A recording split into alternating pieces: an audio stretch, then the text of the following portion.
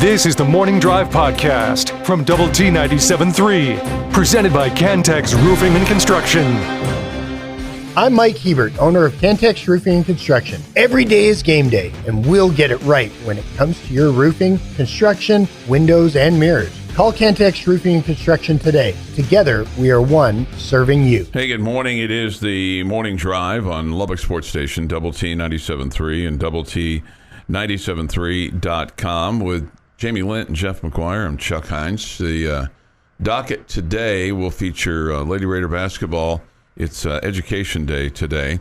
So the kids will get educated over there at the arena. Educated in... That's field trip.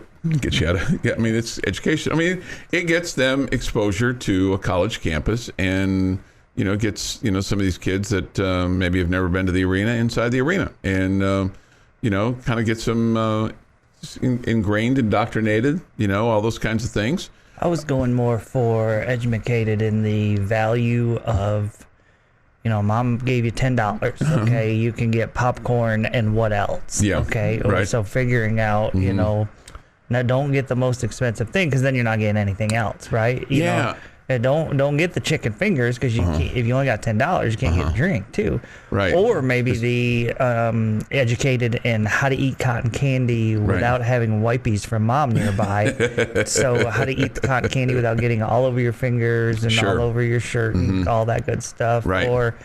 Or even like the importance of standing in line next to someone. Maybe it's the cute girl, like you accidentally stand in line next to her because you know they're going to sit you in that order, right? And so you get to sit kind of next to her. You maneuver your way through. Yeah, see, these are all things that I think that's what they're being educated about. You know? Sure, right. You know, how to break a press or you know how to run a 1-2-2 zone. Probably not going to learn that today. Right. Yeah, but those things I think are valuable life lessons. They would learn that if they listen to our fine radio broadcast today.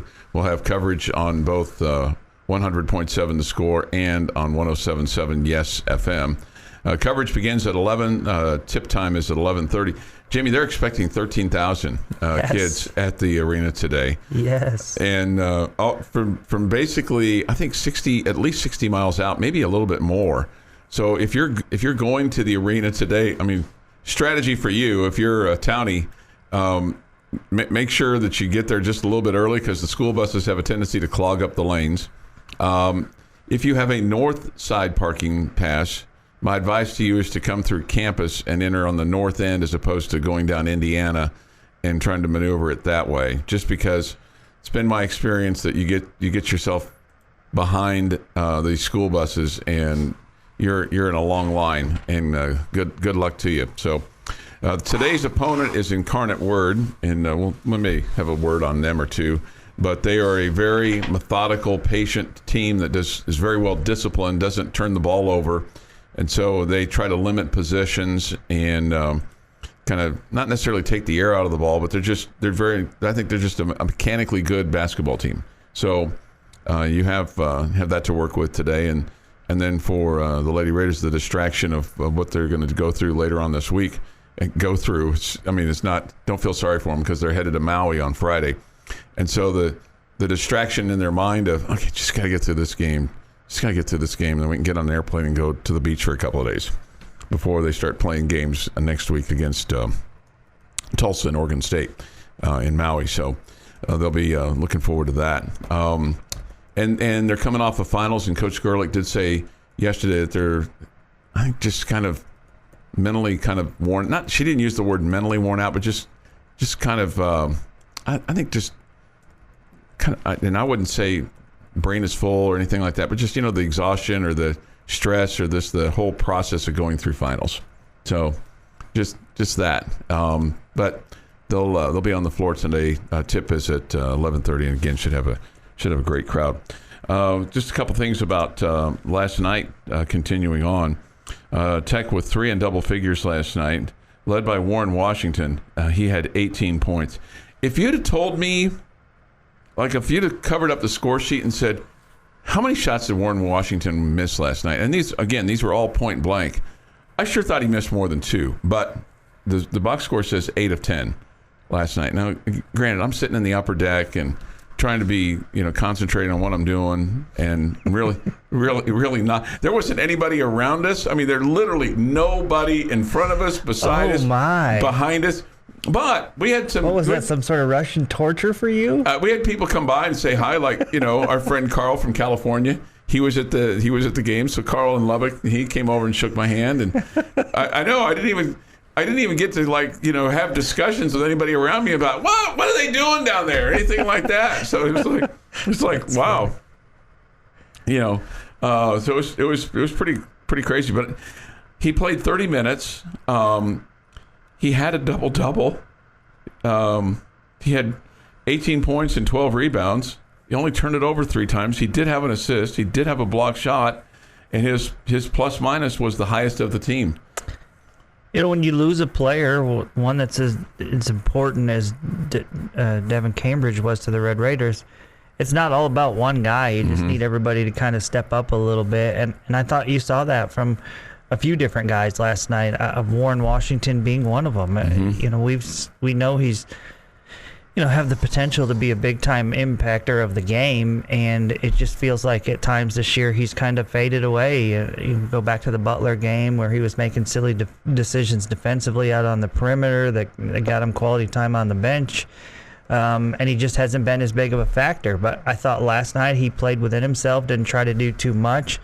And he's grabbing offensive rebounds and getting putbacks. He's there when somebody drives and kicks to him. He's finishing at the rim. I thought he was really good. I would also say Robert Jennings last night. I know he didn't shoot the ball well, 2 for 9, but I just like the way he battled underneath. And so, that's a guy that probably has been struggling with his confidence a little bit because he hasn't been getting much playing time. And to see him out there battle like that, I ended up with 8 rebounds for you last night. Probably 6 or 7 of them were off of his own missed shots, but I'm being a little bit sarcastic. But It feels like 3 or 4 of them probably were. Right. Anyway, I thought he was another guy that stepped up, and obviously Kerwin Walton getting into the starting lineup and continuing his fine shooting. So those were 3 guys that I felt like didn't just go overboard, just go crazy last night, but they stepped up their game a little bit, and that's what you need to see. Man, is there a tougher guy than Joe Toussaint? I mean, goodness gracious. I mean, I guess he got popped in the nose or the mouth because he went down and they took him off and he was bleeding pretty good. And then, I mean, you look up just a few minutes later and he's back out on the floor. He too did not have the best shooting night. He was 4 of 10. He had 9 points, but he had 4 defensive rebounds last night, and then he had 4 assists. He just turned it over 1 time. His plus minus was tied for worst on the team, but man, I think he's kind of a heart and soul guy for that team, don't you? Yeah, I think that's something that it didn't take long to see as Red Raider fans. Like, this is the guy he's the straw that stirs the drink, Chuck. Yeah, Joe Toussaint is that guy. Yeah, no doubt. And you're right, he didn't play great last night, but I think he played better than what his number shows, it feels like. Because, I mean, there's times when he has the ball in his hands and you're like, okay, well, he's gonna protect it. He played 34 minutes last night. I mean, they had 5 guys that played 30-plus minutes. Darion Williams, he played 34-42. Walton played 34-44. And then also with 30 minutes last night was Warren Washington, Pop Isaacs, and Joe Toussaint. So, well, I mean, you played 8 last night. You're probably not getting as much from Lamar Washington as you thought you were going to. That would, if you were getting more from him, you might see Joe Toussaint, Pop sit a little bit more, but it looks like that's about what you're going to go with, an 8-man rotation now. And, you're in that point of the season when you're about to just play twice a week, and so you expect that these guys can play 30 minutes a game twice a week and be all right. Yeah. 625, your reaction to things on the Yates Flooring Center chat line, Visual Edge IT hotline. This is the road to Shreveport as we get you ready for Texas Tech and Cal on Saturday night. We'll have coverage all week long, and then, of course, game day as well. The Morning Drive podcast from Double T 97.3 is presented by Cantex Roofing and Construction. One guy not going on the road to Albuquerque to Shreveport. That's the wrong direction. If you get on the road to Albuquerque, going to the bowl game, then I'm sorry, you better turn around, okay? Turn around. Or have a really fast car, because you're going to have to do some skipping across the Pacific Ocean there. Yes. The road to Shreveport, you go east, right? You go east. Miles Cole is going to skip the Independence Bowl, Jamie, the defensive end. He's going to focus on his pro football opportunities. Our friend David Collier first reported this, according to the AJ article. So that's disappointing. I'll just ask you, Chuck, how does improving his draft stock happen from skipping the bowl game? It doesn't, Jamie. Basically, what he's saying is, I don't want to get hurt. I don't want to risk myself, so I'm not gonna go to the bowl game. I'm gonna pass.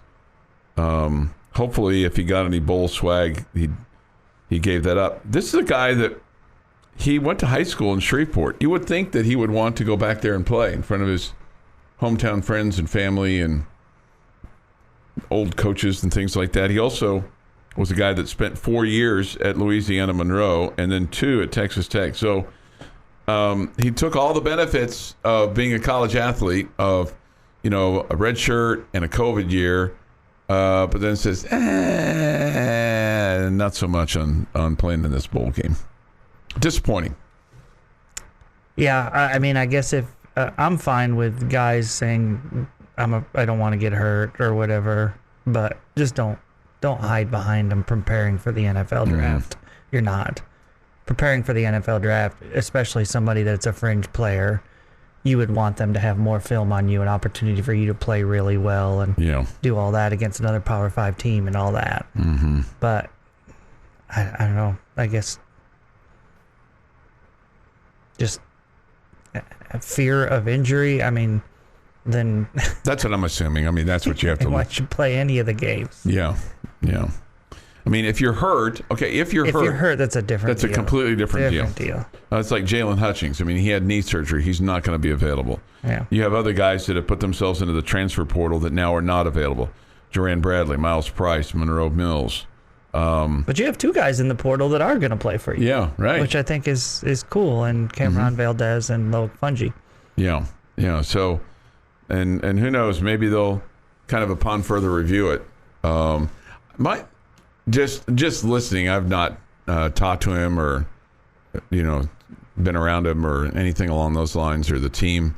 Just from the standpoint of, it just kind of sounds like what you're hearing, that there may be an opportunity for him to come back, or he may choose to come back, or he might kind of try to walk back that portal entry. Who are we talking about? Loic Fungi. Okay. Just from kind of not even reading the tea leaves, just reading a couple of bites and things like that, things that Coach McGuire had to say. So I don't know. We'll see what happens there. He may find that there's somebody there that would like to take him in, and that there might be a opportunity for him to have the old maybe change of scenery and things like that to see if that helps him a little bit. Yeah, being a local guy, you would think he would love to stay, closer to home if possible. Sure, but I don't know, but some kids like getting away too. It's not necessarily just gone for whatever reason. It's just not gone like you thought it was going to go with him, and that can happen. Sometimes guys top out in high school, or or the breaks of the game just don't go your way, or you don't take advantage of the opportunity. However it happens. He's definitely dealt with some injuries. That's been a factor as well. Just quite honestly, you just weren't good in the passing game last year. I mean, he had a chance. Another guy that's made a decision to come back, in addition to Taj Brooks, is Caleb Rogers. He's going to start on that offensive line on Saturday for Texas Tech. So he's going to use that last year of eligibility. And it's like why not? I mean, unless you've got this fantastic job lined up, and maybe you've chosen the girl that you're going to literally spend the rest of your life with, and you're ready to go off to Never Never Land, and she's got a job, and you've got a job, and you're ready to start a family and the whole deal. Or maybe you've already started a family. Who knows? I think a lot of people, when they look back at their college life, go, man, kind of wish I'd had that extra year. I kind of wish I'd stayed another year in college, just because I was having so much fun, and the stresses of real life and getting out in the real world, get out of the bubble. It's not quite as fun as I thought it was going to be. I mean, my generation, those of us that are in our late 50s, early 60s, in my case, we had for the most part, unless you really screwed up in the classroom, you were getting out in 4 years. You either dropped out, got out in 4 years, or had maybe an extra semester because changed majors or something along those lines. Today's world is different because just of the expense of college and kids having to, hold a couple of jobs, or, it's just maybe the class schedule, and obviously what happened with the world shutting down, a couple of years ago. It's made it a little bit more difficult. It's not necessarily, you don't see it as often. I think you still see it. It's not maybe as common as it was then. It was uncommon to not get out in 4 years in my college years. But then when you got out and you went, oh damn, man, college was pretty fun. It was like, went out on the weekend. Could schedule your classes to maybe have afternoons, not go to school on Fridays, maybe have a part-time job, and, it's just like when you got out of school, you're like, oh, this is real life. That sucks. So, a lot of guys, I think my age, were like, man, I kind of wish I'd had that fifth year. But then maybe you might have those regrets as well. Like, why did I go back to school for a fifth year, for God's sake? You're forgetting the part where you had to show up and sit in a classroom. Right. No, you're right. Listen to somebody talk. So you're right. Yeah, get me to the real world, please. Yeah. No, I understand what you're saying. It's just, but good for him. I mean, of coming back and see what that should be helpful for the Red Raiders. Yeah, see what can make it happen. Yeah.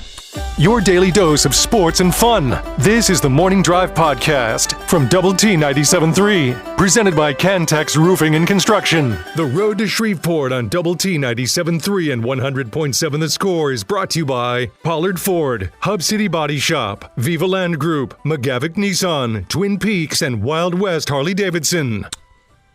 Fellas, we'll have boots on the ground in Shreveport on Friday as we'll get you inside the skinny. Team leaves today for Shreveport, so they'll be there and getting ready for the ball game on Saturday night against the California Bears. We'll talk about that here in just a little bit. But first, here's Texas Tech men's basketball coach Grant McCaslin. His first thoughts after the game last night for the victory over Oral Roberts. Oral Roberts, what a tremendous team.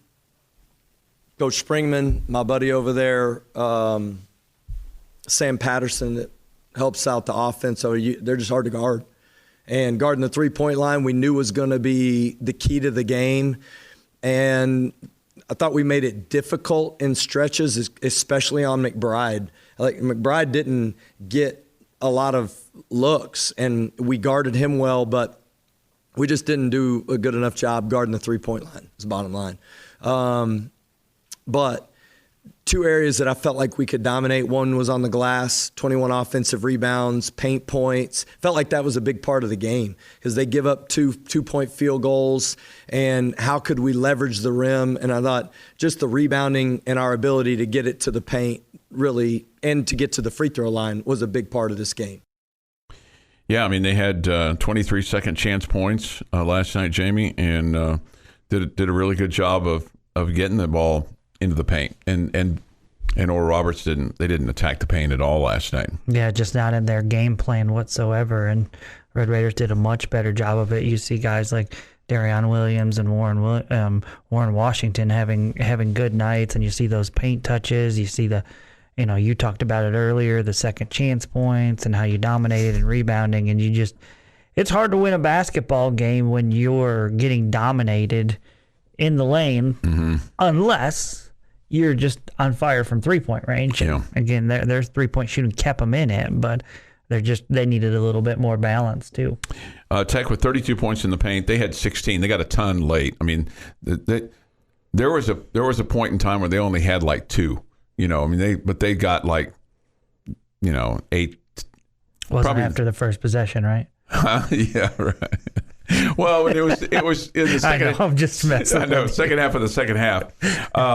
It was late. You're absolutely right. But the other thing is you had 25 second chance points. But here's the other thing is you scored, and there was a time when this was tied, like late in the game, because I kind of keep track of this.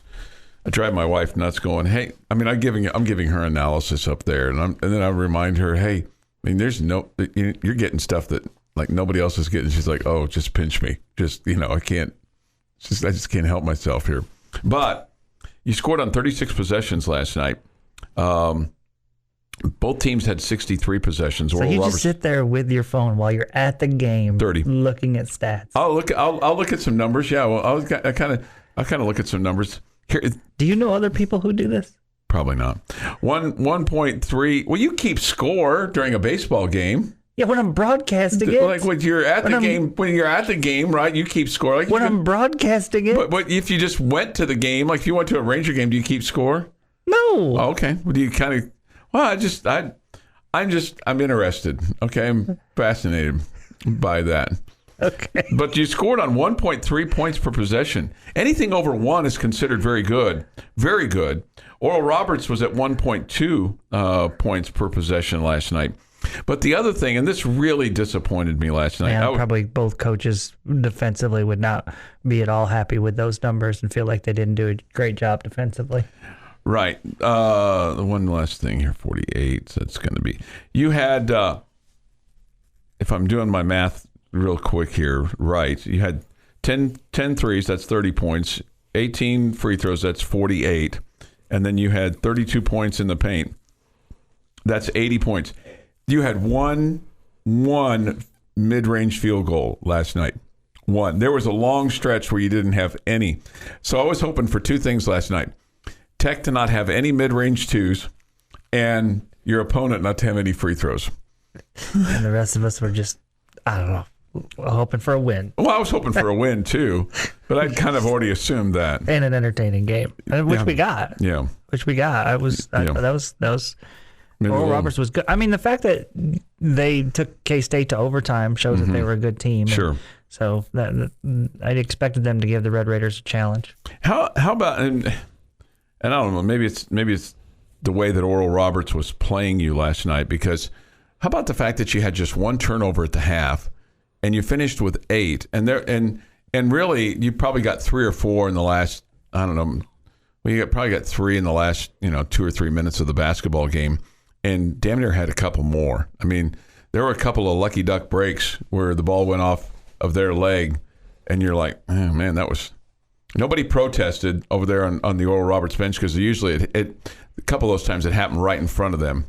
But you got the ball bounced your way a couple of times last night to keep it even from being, dicier. I never really was worried that you were going to lose the game. I never was worried. I never felt like, but there were a couple of times like, whoo, man, that ball rimmed off there. That spun out there. Yeah, spun out a couple times. If that 3 had gone in to cut it to 3 with a minute to go, I'd have started to tense up a little bit. A couple more things here from Coach McCaslin, at least one. Here's Coach McCaslin on Kerwin Walton's game last night. Yeah, I mean, I think what I'll tell you about Kerwin is his size and the way he's moving really is big. And what we've challenged him on is the defensive intensity and rebounding, and his effort. We chart it every day, every practice, and every game. And his effort in those areas is just taken off. And that's why he's playing, I think, so good. But the one thing I thought was underrated about what he did, he made the right plays. I mean, it wasn't just shooting threes. He was driving to the paint and making simple plays and making open passes. And other than that stretch at the very end, I thought, our ability to get Kerwin moving, and he was attacking the basket too, was a big lift. I've always felt like he was a pretty good defender. Mm-hmm. Just last year he couldn't make shots, and that was what he was really known for.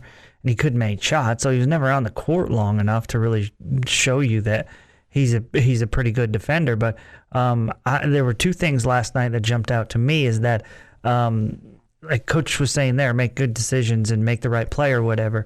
I felt like he, some guys that are shooters, 3-point shooters, they're just 3-point shooters. And I felt like he did a great job of, there were times where they were trying to take the three away and he put it on the floor and went towards the rim, which is what you want to see. Exactly what Pop's doing right now with his shot not falling from the outside. He's trying to be a little bit more aggressive going to the basket. He still didn't have a great night shooting. But that was something I didn't expect to see with Kerwin. And then the hustle play, he made that one great hustle play out near half court where he dove and got a loose ball and then flipped it up to to Warren Washington, who finished at the other end for, I can't remember if that was an and one or not. Anyway, for a bucket. And so that was a big hustle play. So I just think he's doing a lot of things right now that are helping the team. And by no stretch do I think it was good to lose Devin Cambridge, but if it leads to Kerwin Walton playing more, getting more confidence, and starting to be the player that he was his freshman year in North Carolina when he was a stud for them, then ultimately this might help you a little bit in that regard. Yeah, and so it I don't know, it wasn't a well-oiled machine, but I mean you did a lot of things nice last night. I agree. You did a lot of things nice last night. Well, normally a team, sometimes one of these schools that you expect to beat badly, and you only win by 6, and you're like, oh man, you were sloppy and you played terrible. I mean, sometimes you tip the cap to them and say, they shot the ball well, and like as Coach McCaslin said, they probably wanted to defend a little bit better. But I thought that was more about Oral Roberts than you playing poorly. I didn't think you played poorly last night. Took care of the basketball, didn't make silly fouls, and at the end of the day, you get the win there. Next in action on Saturday, they'll take on Vanderbilt in Fort Worth at the Dickies Arena. We'll have coverage for you on 100.7 The Score. That'll be at 5:30, and the tip is at 6:30 from Fort Worth. In the meanwhile, we'll have Optimum Game Day Live going on Double T 97.3. Your daily dose of sports and fun. This is the Morning Drive Podcast from Double T 97.3, presented by Cantex Roofing and Construction. We'll get on the road to Shreveport at 8 o'clock and talk some Red Raider football. As the team leaves today for Shreveport, they'll play on Saturday night against the California Golden Bears. That'll be 7 o'clock, about 8 o'clock kick. We'll have coverage 8:15, have coverage all day long on Double T 97.3 on Saturday and all week long here on the road to Shreveport. 6:45. Tomorrow we'll have this day in sports history. Today at 7:45, we'll have the boom, boom, boom. I was thinking to myself, it has gone so smooth this morning. Like Time now for Jenny's question of the day on Lubbock Sports Station. Double T 97.3. I just T-boned you. It was going so well. It was like an award-winning show. It was like a Marconi award-winning effort. Okay, well, I'll try to get it back off the track. Thank you. Back on the track. No, I said off. Two-parter, but very simple, I feel like. Okay. I want you knowing who's coming back, who's leaving, who's coming in, you're adding to the mix, all the above. I want you to tell me the position group that you're most confident in next year for the Red Raider football team and the one that you are most nervous about. Okay. Oh, man. What am I confident about? Confident about the kicker, Gino Garcia. I'm confident about him. That's a good answer. I'm confident about Gino Garcia. I'll take Gino, and then I'll take a bit of a low-hanging fruit here. Oh, that's if I'm confident. Then what am I worried about? Okay, what am I worried about? I'm worried about the offensive line because I think you're always worried about the offensive line. It seems like you've got some defections, and for what you thought was going to be really good this past year, it was good for the run game, not so much for the passing game. Or was that more on the receivers and the quarterback not being healthy? Whose fault was that? Chicken egg kind of deal. Jeff? Confident? Taj Brooks. I don't think I need to say anything else there. Yeah, I think you're with regards to confidence. Concern, and the concern is more of I don't know what it's going to look like. I have faith that it's going to be okay, but you're losing an awful lot in your defensive backfield that you're having to replace. And you've got some young guys there that have played well for you a little bit. And from what Joe McGuire was talking about when we talked to him earlier, that they're looking at some guys in the portal.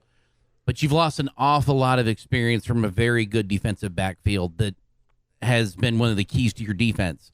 So worried isn't how I would describe it. Interested to see where that goes. But I'm not sure it's going to be the strength it has been in the few recent seasons. Okay, for me, I'm going to go. I think you guys both had really good answers. I think Gino and Taj, I mean, those are really good ones. Okay, I think I'm the most concerned about the defensive line. You're losing two studs that stop the run, and you've been really good stopping the run the last couple of seasons. So I think that's something I'm concerned with, and I still feel like you got to find somebody that can get to the quarterback off the edge. We really haven't seen enough of that at this point. So concerned there. I think just one level behind them is where I'm the most excited. Okay, and most confident, and that's the linebacking core. It just feels like, man, you've got a good group of young linebackers that I think are going to be terrific for the next couple of seasons. So really excited to see how those guys continue to progress, and obviously they're going to need to play big if your defensive line is struggling a bit. Yeah, no, I think those are two good answers. What both you and Jeff said. Do you have a way too early one loss record for the Red Raiders? Man. I thought that's where you're going when you initially started talking. I thought, oh, maybe he's gonna ask us what our early one loss record is. Let me look at the schedule first. Okay. And by the way, when I looked at the schedule on yesterday on one deal, and it's not official yet, but one schedule has us playing on September 7th at Washington State. I just looked at that and saw that same thing. So I don't know that that's official yet, but that's kind of where you are. And then the other thing I looked at yesterday was like, we play at Arizona. I'm like, oh yeah, that's a Big 12 game this year. I was like, wow, we got 2 Power 5s. No, that's a Big 12 game. Mm-hmm. You'll play at Arizona, at Iowa State, at Oklahoma State. Then you'll play at TCU. And then you're at home against Arizona State, Colorado, Baylor, Cincinnati, and West Virginia. So kind of crazy there. You have the 7 home games, right? Is that how that works out? 1, 2, 3, 4, 5. Yeah, you have 7 home games next year, as it stands right now. Okay, I'll take a 3-0 non-con. Mm-hmm. I'll put you at 3-3 after Oklahoma State. Mm-hmm.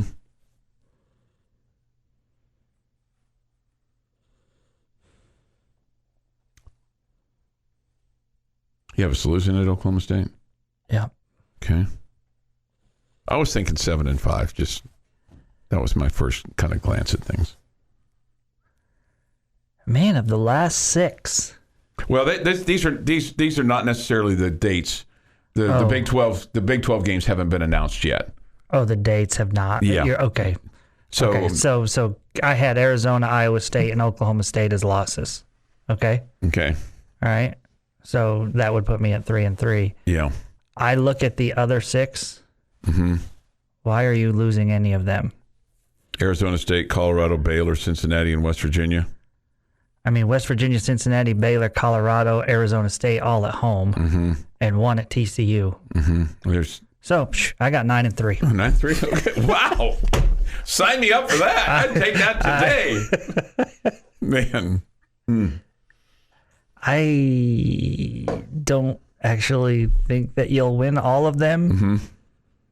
So you got North Texas at home. God, why do we do this? Why do we do this to ourselves? Because they hate you. Because we're way better than them. Okay. And because what happened in 1996 will not affect 99? whatever. Yeah. Will not affect 2024. I can already just prepare you for, How much we're going to have to hear about it that week. Optimum Game Day Live on September the 14th. I feel like I'm coming down with something that week. Maybe one of the daughters will have an activity somewhere. You'll be like, so. You hope so. You're going to call all their coaches. I don't care what it takes. I will help fund it. But on September the 14th, I need you guys to have an activity for me about 4:00 in the afternoon. Actually, let's walk it back to about the 10th. Let's get the whole week out of the way. This is the Morning Drive Podcast from Double T 97.3, presented by Cantex Roofing and Construction. Really, you got to get stuff done so that you can kind of screw around next week. It's the day the work gets done. So that you can enjoy the next, couple of weeks or whatnot. I mean, there'll be plenty of people grinding it out, the rest of this week and all of next week. And then some have to grind it out, holiday week and stuff like that. But, there's sometimes times where you got to kind of buckle down, right? This is one of those buckle down times over the next couple of days. Mm-hmm. No, next 2 or 3 days. Just so buckle no down. Stamps in your pocket right now. Oh no, none whatsoever. I tell you, I scrambled like eggs. Fran Tarkenton yesterday, just all over the place. I was just all over the place. Do you know who Fran Tarkenton is? I mean, do you remember him as a quarterback? That's okay. That's all right. I absolutely know who Fran Tarkenton is. But I wasn't born yesterday. I know. Did you? I mean, didn't know if you knew that you. I mean, didn't know if you remembered seeing him play or not. But he was like a scrambler. I don't know if I ever saw him Tarkenton play, but I do know that he's. I mean, all of the records that Randall Cunningham broke for rushing yards for a quarterback were all Fran Tarkenton's. Fran Tarkenton's, yeah. I'm about to make an admission on something of a hill that I've stood on for 30 years. And I'm not going to say I'm wrong, okay? And now, from Morning Drive Update. I am not going to say that I'm wrong. I'm just going to say I'm temporarily removing my staunch opinion on this because I got to admit it was pretty cool what the Texas Tech football team did yesterday. They held for I think it was 19 graduates. They held a graduation ceremony for them because the team's not going to be here because they're playing in a bowl game. They're not going to be here for Tech's graduation ceremony. And they did this at the Frazier Alumni Pavilion. And just from the pictures, I've not seen it. There's not been any news release on this. There's just been pictures on Facebook by Texas Tech football, and I would assume on Twitter and Instagram, et cetera, et cetera, et cetera. But they dressed up, or it looks like they dressed up really nicely, Frazier Alumni Pavilion. And then Dr. Lawrence Skubinik spoke, and I got to tell you, I have never seen this. The head football coach, Joey McGuire, wearing regalia, graduation regalia, and they had a formal ceremony for those guys. Why would you have seen Joey McGuire wearing that? No, I said any football schedule, any football coach. Okay. Any football coach or any coach of any manner. I mean, I'm not saying they've never done it. I've just never seen it. But I just thought, you know what? That's pretty damn cool. And I know that, I have, stood on this hill for years and years and years and years and years. And really, the reason I've stood on that hill is because baseball teams, high school baseball teams, sometimes go out of their way so that they can have their own little special deal when they could schedule games to go around the state playoffs, et cetera, et cetera. But I'm gonna put that aside for the moment. I'm just gonna say this was really cool. What Texas Tech did yesterday for their graduating seniors for the football team. I too think it's very cool. I think you could have skipped the whole thing about your hill and just said it's cool that Tech football did that. Yeah. Well, I mean, yeah. I mean, because I was just anticipating the criticism, you're kind of being a little hypocritical there. So I was just pointing out my own internal flaw, on that, and just saying this is really. I thought it was awesome. Yeah, just you buried the lead. Yeah, you buried the lead. I'm sorry. I didn't mean to bury the lead. Yeah, your intent was to compliment Tech football for doing what they did. Yeah, and I completely agree with you. I think that's cool. Yeah. Anyway, it's awesome that the players got an opportunity because it's not like they really have a choice. Right. And we wouldn't want, if any of them said, yeah, I'm not going to play in the bowl game because I want to go to graduation, we'd all be like, well, why did we give you a scholarship? What are we doing here, right? What are we doing? Yeah. So, what are we doing? Yeah. So I think it's great that Tech and the football program, I don't know if that was pushed by the football program or I don't know if the university did it, whatever. I think it's awesome. I think it was pushed by the I don't know whose idea it was, okay? Yeah. That's great. All I know is that I think it was pushed by the head football coach because look, if you're going to say nothing happens without the head football coach knowing about it from a bad standpoint, then you're going to you should also say nothing happens from a good standpoint without at least the head football coach knowing about it. And he made a point to being there. And the president of the university made a point of being there. And I think that's really cool. I think it's just really cool what they did and how they did it and just the pictures look awesome. I mean, it just looks and it looks like it was and I don't know if maybe some parents were able to go to that, but it looks relatively well attended. Just from what I saw, and there was not that I'm aware of there was no news release on this that they were doing this. It's not like Texas Tech, football patted themselves on the back. I mean, there was to put some pictures out on their social media accounts, which is fine, which is good. I'm glad they did that because these guys are student athletes. For all the talk about NIL and pay for play and all this, at the end of the day, you're here to get a college education. At least that's what the hope is, right? Some of them, yeah. Some of them, not all of them. Yeah. This from Centex Hank. Chuck, you don't have to point out your flaws. We're more than happy to do it for you.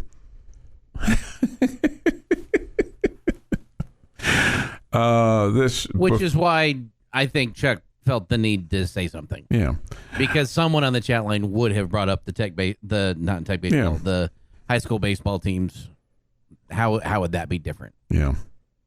Well, anyway, the bottom line is it was cool. So just we'll leave it at that. We'll leave it at that. Anyway, they'll play in Shreveport on Saturday. What if you had to list like a couple of concerns? What would they be? Your concerns would be offensive line. Would they be defensive line because you got one guy out injured and one guy now not going to play? Do you kind of go into this thinking it's a 50-50 opportunity to win the game, or are you still reasonably confident? Or maybe not confident at all? Well, I'm still below, 5 on my confidence level out of 10. So I wouldn't say I'm super confident. I guess the departures have me a little bit worried that you're playing so many new players in some key spots, and I don't know what you're gonna get. I don't know. I don't know which team's gonna be more excited to be there, all that good stuff. But the departures definitely have me a little bit worried. This has been the Morning Drive Podcast, presented by Cantex Roofing and Construction. Check out our library of Double T 97.3 podcasts at doublet97.3.com.